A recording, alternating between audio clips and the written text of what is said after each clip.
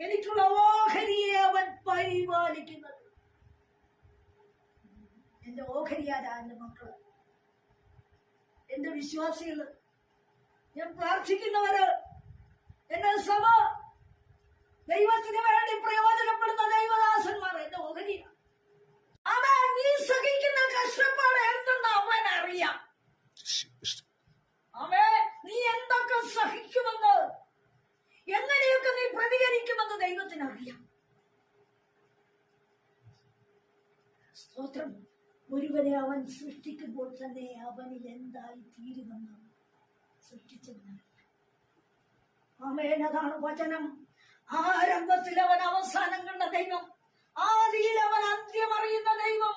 ആമേൻ. അവൻ തുടക്കത്തിലെ നീ എന്തായി തീരും, എവിടെയൊക്കെ ചലിക്കപ്പെടുമെന്ന് അവൻ അറിയും. ഈ കഷ്ടതയിൽ, വേദനയിൽ, ശൂന്യതയിൽ, ഞെരുക്കത്തിൽ, നിലവിളിയിൽ നടന്നാലും,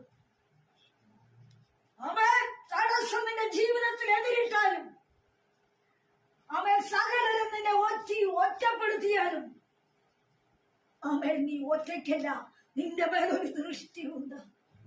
അവൻ സർവത്തിന്റെ ഉടയവനായ നിന്നെ സൃഷ്ടിച്ച ദൈവത്തിന്റെ ദൃഷ്ടി നിന്റെ മേൽ